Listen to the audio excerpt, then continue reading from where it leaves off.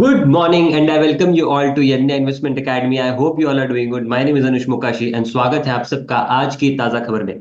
तो world economy के साथ करेंगे आज की ताजा खबर की शुरुआत। तो सबसे पहली जो न्यूज है in the world economy section, तो वो है अबाउट यूएस के रियल जीडीपी के नंबर्स के बारे में। तो आई थिंक 25 या 26 अप्रैल की ये न्यूज होगी। तो उस टाइम पे यूएस के रियल जीडीपी के Q1 2024 के नंबर्स आए थे। एंड वो जो नंबर्स आए थे those were called as first estimate numbers. And उस नंबर्स के हिसाब से यूएस की जो रियल जीडीपी थी तो वो बढ़ी थी बाय 1.6% से। अब ये जो नंबर आए हैं तो ये सेकंड एस्टिमेट आया है, रिवाइज नंबर्स ये आए हैं। अब ये क्यों होता है ऐसे? तो यूजुअली बिकॉज एडिशनल डेटा आता रहता है and they keep on revising their estimates. तो उस हिसाब से सेकंड एस्टिमेट के हिसाब से उनका जो रियल जीडीपी का नंबर है तो वो डिक्लाइन हुआ है। तो फर्स्ट एस्टिमेट के हिसाब से वो 1.6% से ग्रो कर रहे थे and now they are saying the US GDP Q1 2024 की ही जीडीपी की ग्रोथ 1.3% है। अब यहाँ पे जो सेकंड एस्टिमेट में क्या अपवर्ड एंड डाउनवर्ड रिविजन्स हुई हैं तो इसके बारे में थोड़ा जानते हैं। तो अब डाउनवर्ड रिविजन्स की अगर हम बात करें यहाँ पे तो consumer spending, private investment, then federal government spending, तो ये सब यहाँ पे डाउनवर्ड रिवाइज होता हुआ दिखा है। वेरज इसका ऑफसेटिंग इम्पैक्ट तो अपवर्ड रिवीजन से है। तो अपवर्ड क्या रिवाइज हुआ है तो state and local government spending, non residential fixed investment, residential fixed investments and exports यहाँ पे अपवर्ड रिवाइज होते हुए दिखे हैं। इसके अलावा जो इंपोर्ट्स है तो वो भी अपवर्ड रिवाइज हुए हैं। तो इसका मतलब इंपोर्ट्स बढ़े हैं। अब हम बढ़ते हैं अपने इंडियन इकोनॉमी सेक्शन की तरफ। तो इंडियन इकोनॉमी सेक्शन में सबसे पहली जो न्यूज है तो वो है कि एनएससी इंडाइसिस करके एक वेबसाइट है। एक बेसिकली आप अगर आपने गूगल किया एनएससी इंडाइसिस तो आपको ढेर सारे वहाँ पे इंडाइसिस मिल जाएंगे। जैसे कि डिजिटल एक इंडेक्स है, देन इंफ्रा इंडेक्स है, मल्टीपल इंडेक्स है। तो अनदर एक इंडेक्स इन्होंने यहाँ पे लॉन्च किया है, first of its kind electric vehicle index. तो ये जो एनएससी इंडाइसिस है तो ये एक थीमेटिक इंडेक्स है एंड इसका नाम है Nifty EV and new age automotive index. अब ये क्या मतलब क्या ट्रैक करेगा, ये इसका एम क्या है? तो वो सारी जो कंपनीज जो form like which form part of the overall EV ecosystem और रिलेटेड टेक्नोलॉजी और अलाइड टेक्नोलॉजी एंड जो इन्वॉल्व है in development of new age automotive vehicles, तो सारी कंपनीज इस इंडेक्स का पार्ट रहेंगी। एंड इसका जो बेस डेट है तो वो बेस डेट डिसाइड किया गया है 2 अप्रैल 2018। एंड जो बेस वैल्यू होगी इंडेक्स की तो 1000 पॉइंट्स की इसकी वैल्यू होगी। देन इसका जो जो रिकॉन्स्टिट्यूशन है तो वो सेमी एनुअली होगा and rebalancing will be on a quarterly basis. अब इसका यूज क्या होगा? तो बेंचमार्क की तरह ही इसको यूज किया जाएगा फॉर द एसेट मैनेजर जो एक्टिवली एक पोर्टफोलियो में भी चला रहे हैं एंड इवन फॉर एक पैसिव प्रोडक्ट की तरह भी इसको देखा जा सकता है in the form of ETFs, index funds and structured products. Then next news के बारे में बात करते हैं तो वो है अबाउट एस&पी ग्लोबल के रेटिंग्स के बारे में। तो इन्होंने जो उनका आउटलुक है ऑन इंडिया तो वो बढ़ाया है टू पॉजिटिव, जो कि पहले स्टेबल था। एंड इसके अलावा जो क्रेडिट रेटिंग है, लाइक इंडिया का जो सॉवरेन क्रेडिट रेटिंग है तो वो उन्होंने मेंटेन रखा है BBB-, जो कि एक lowest investment grade sovereign credit rating माना जाता है। अब ये BBB- क्यों है? बिकॉज रिलेटिवली इंडियन बॉन्ड्स में, इंडियन इक्विटीज में इन्वेस्ट करना, मतलब स्पेशली बॉन्ड्स में इन्वेस्टमेंट करना for even the outsiders relatively risky है, इस रिस्की माना जाता है इस वजह से। एंड जैसे जैसे रिस्क कम होगी आगे जाके हम ये भी देख सकते हैं कि ये जो क्रेडिट रेटिंग है वो फ्यू नॉचेस से बढ़ जाए।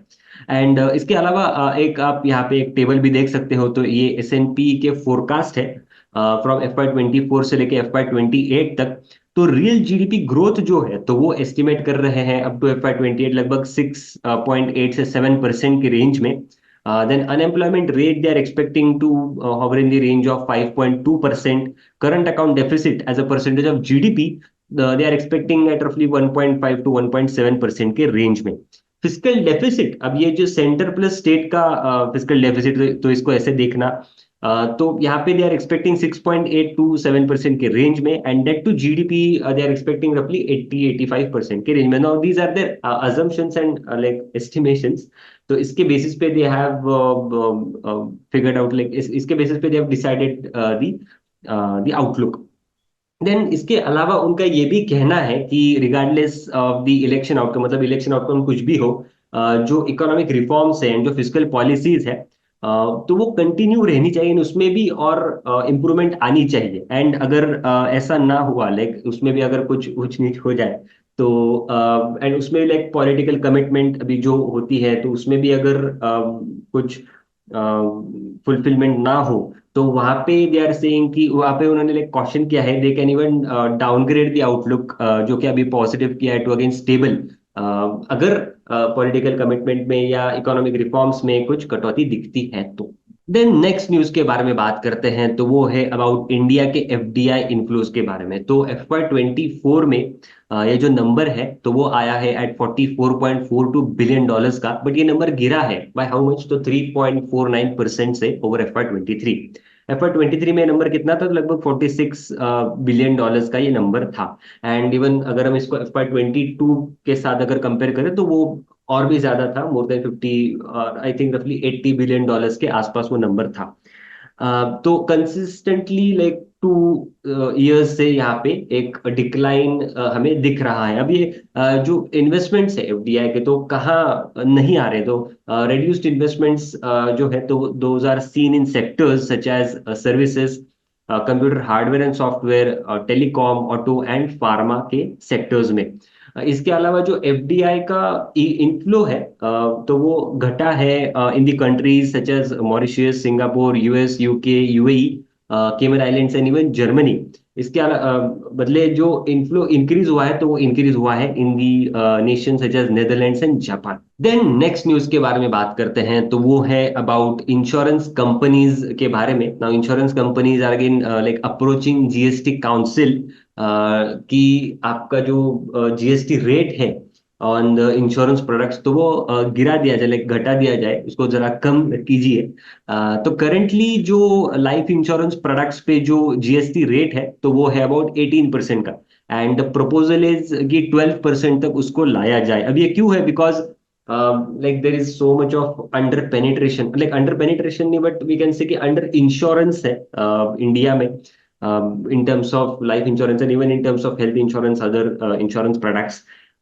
And तो इसको एंड क्योंकि GST rate is like inclusive component, जब ये कॉस्ट एक एंड कंज्यूमर बेयर करता है, तो अगर ये जीएसटी रेट कम कर दिया जाए, तो एक सॉर्ट ऑफ बर्डन यहाँ पे कम हो सकता है to bear the cost. And इसके चलते एक ज्यादा से ज्यादा वॉल्यूम में ग्रोथ आ सकती है in the insurance companies. And this will also help in bringing up the penetration levels in the insurance segment. अब यहाँ पे ये भी कहा रहा है जी कि जो लाइफ इंश्योरेंस प्रोडक्ट्स है, तो उस पे पहले ये टैक्स रेट कम कर दिया जाए, इसके बाद डिसीजन लिया जा सकता है on the health insurance segment. But overall ये जो जीएसटी काउंसिल है, ये अभी जैसे elections are on and it's season now, तो जो इलेक्शन है, the once the new government assumes the office, तो उसके बाद ही ये जीएसटी काउंसिल उस प्रपोजल को एटलीस्ट कंसिडर कर सकता है, ऐसा यहाँ पे कहा जा रहा है। अब हम बढ़ते हैं अपने स्टॉक स्पेसिफिक सेक्शन की तरफ। तो इसमें सबसे पहली न्यूज जो है, तो मुथूट फाइनेंस के रिजल्ट्स के बारे में है। तो इनका रिजल्ट्स आया है, आप यहाँ पे अगेन एक टेबल देख सकते हो। तो वाई वाई बेसिस पे अगर हम इनका कंपैरिजन करें, तो टोटल जो इनका एयूएम है, लोन एयूएम ग्रुप का, तो वो बढ़ा है बाय 25% से। एंड इसमें मुथूट फाइनेंस लिमिटेड जो स्टैंड अलोन मुथूट है, वहां पे ग्रोथ आई ऑफ 20%, जिसमें gold loans and certain other personal loans etcetera include होते हैं। बट रफली 95% are gold loans on in the stand alone Muthoot Finance, and रफली rest balance 5% is the personal loans and etcetera other type of loans. इसके अलावा जो मुथूट होमफिन है, तो वहां पे 42% की यहाँ पे ग्रोथ आई है। Now this caters to generally the affordable housing loans and home loans पे, होम लोन्स में ये कंपनी काम करती है, ये subsidiary. Then Belstar micro finance again subsidiary of Muthoot finance limited, जो कि वहां पे एयूएम बढ़ा है बाय 62% से। अब यहाँ पे ओवरऑल माइक्रो फाइनेंसिंग इंडस्ट्री में आप कोई भी कंपनी देख लो, let it be even credit access Grameen और even company like Arman Financials और इवन मुथूट माइक्रोफिन, तो अक्रॉस द बोर्ड ये सारी कंपनी जो माइक्रो फाइनेंस लेंडिंग करती है, तो सारी कंपनीज अच्छा कर रही है। माइक्रो फाइनेंसिंग लेंडिंग क्या है, तो इन शॉर्ट ये जो विलेजेस में इनकम जनरेशन के लिए लोन, छोटे छोटे टिकट साइज के लोन डिस्ट्रीब्यूट करते हैं। तो रफली टिकट साइज ऑफ 50,000, 60,000, 70,000 के रेंज में ये डिस्ट्रीब्यूशन होता है। This is micro financing loans. अब यहाँ पे ग्रोथ ज्यादा आ रही है। कोई भी मतलब जैसे कि मैंने कहा कि कोई भी कंपनी लो, उनके कॉन कॉल्स में अगर आप अगर आपने सुना उनका कॉन कॉल, तो स्ट्रेस नहीं दिख रहा है माइक्रो फाइनेंसिंग सेगमेंट में। करंट बेसिस पे एसेट क्वालिटी एक तो स्टेबल रही है या इंप्रूव ही हुई है। एंड इसी का नतीजा है कि Belstar micro finance is also doing good. 62% on a Y basis यहाँ पे इनका एयूएम बढ़ा है। देन नेक्स्ट, अगर हम इनके ही बारे में अगर हम बात करें, तो कंसोलिडेटेड फाइनेंशियल रिजल्ट्स, अगेन यहाँ पे एक स्लाइड देख सकते हो। तो इंटरेस्ट इनकम जो है ईयरली 26% से बढ़ा है on a Y Y basis. Service charges बढ़े बाय 91% से। फाइनेंस कॉस्ट बढ़ी है बाय 29% से। एंड प्रोविजंस जो है तो वो बढ़े बाय 128% से। जबकि profit after tax has gone up bye 22%। इसके अलावा जो इंटरेस्ट स्प्रेड है, इंटरेस्ट मतलब यील्ड एंड स्प्रेड की अगर हम यहाँ पे बात करें, तो वो इनका जो यील्ड है तो वो बढ़ा है बाय स्लाइटली बढ़ा है फ्रॉम 17.7 टू 17.94%। बट इसके साथ साथ ही जो कॉस्ट ऑफ बोरोइंग है तो वो भी बढ़ी है फ्रॉम 8.01% से 8.49% तक। अब again this is across the industry, banking sector में because interest rates are high, तो अक्रॉस ऑल द बैंक्स ये फिनोमेना देखा गया है। And like cost of funding, cost of borrowing बढ़ना सारे बैंक्स की बड़ी है। एंड इसी के चलते जो इंटरेस्ट स्प्रेड है, जो निम्स है, तो वो यहाँ पे रिड्यूस होते हुए दिखे हैं।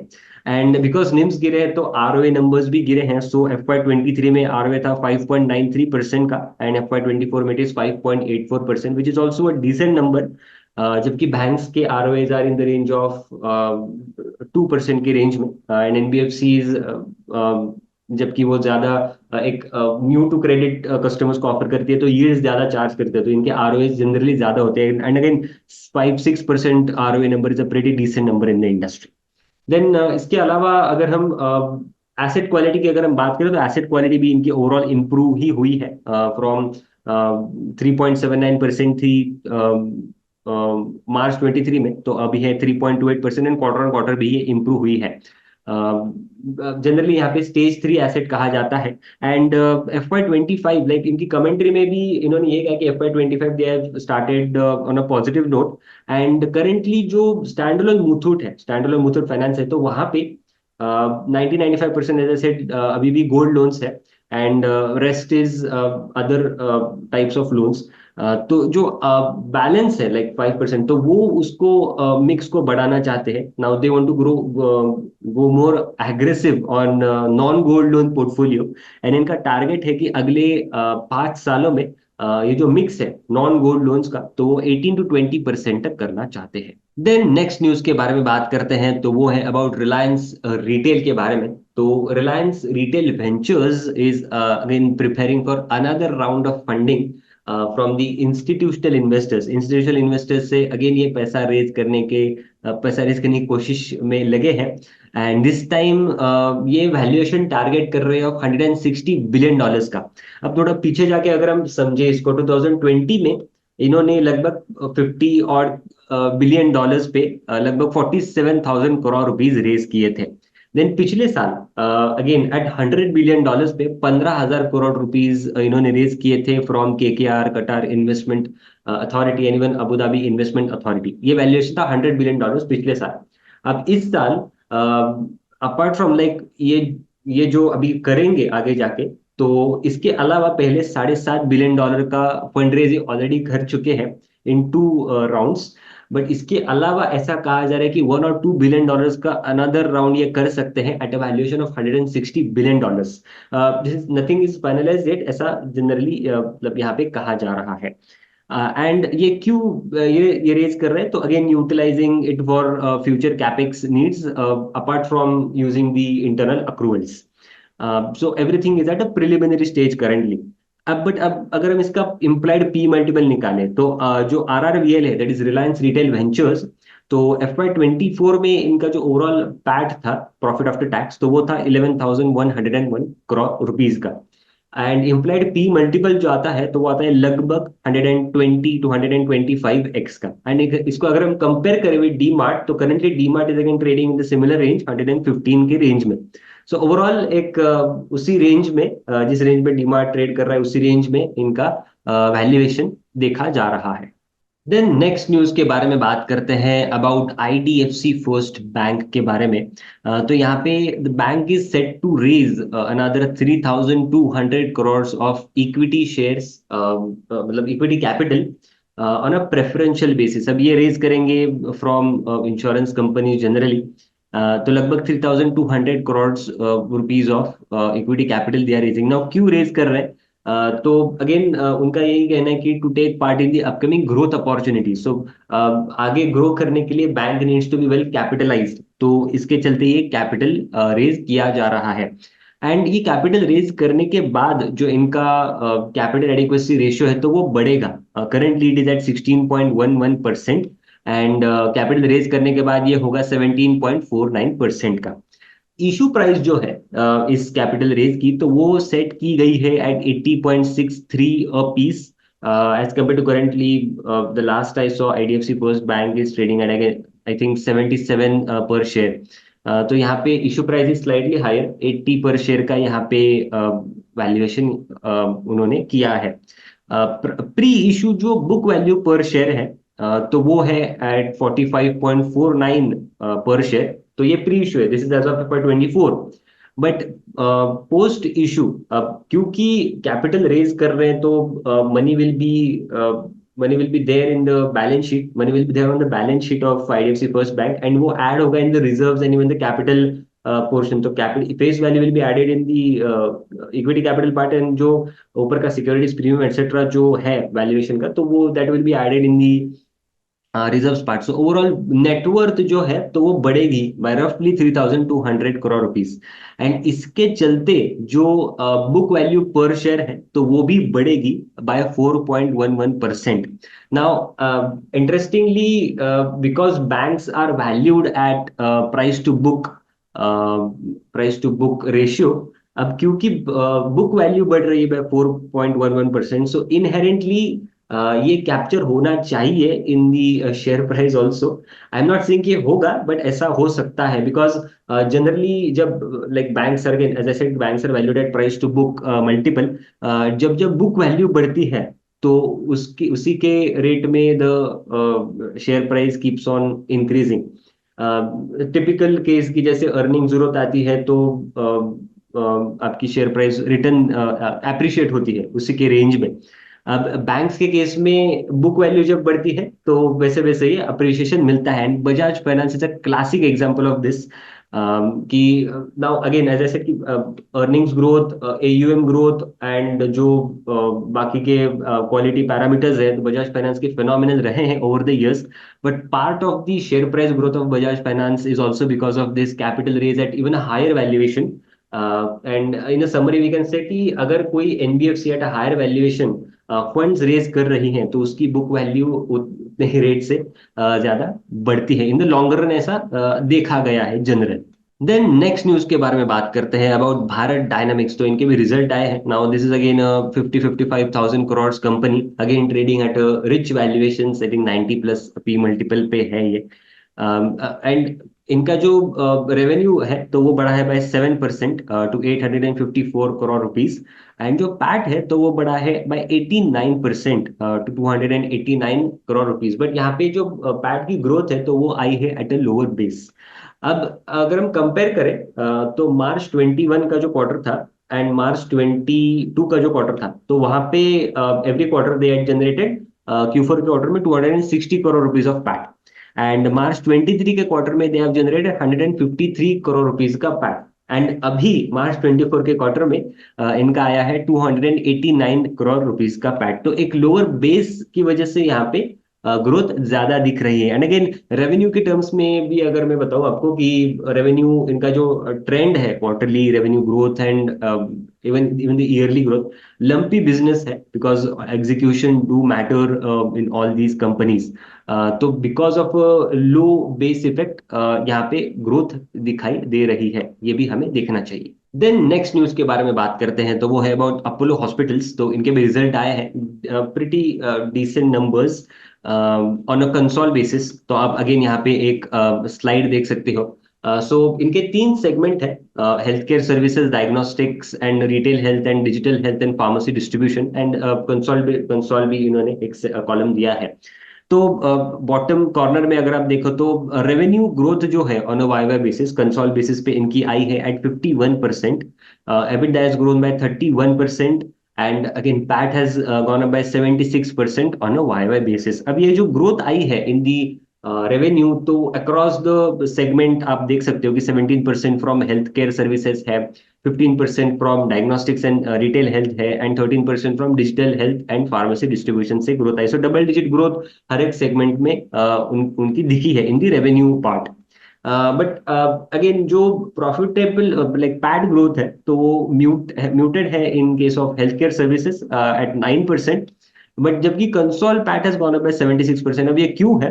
बिकॉज इनका जो डिजिटल हेल्थ एंड फार्मेसी का जो बिजनेस है, तो वहां पे एक लॉस टू प्रॉफिट की जर्नी यहाँ पे दिखी है। फ्रॉम 720 ऑड करोड़ का ऑपरेटिंग लॉसेस थे इनके एबिटडा बेसिस पे, and now they have turned into 117 odd crores of profit in the current quarter. So this was it. I hope आपको आज की ताजा खबर अच्छी लगी होगी। ऐसे और वीडियोस के लिए हमारे चैनल पे बने रहना, वीडियो को लाइक करना, शेयर करना और चैनल को सब्सक्राइब करना मत भूलना। मिलते हैं अगली वीडियो में। Thank you so much.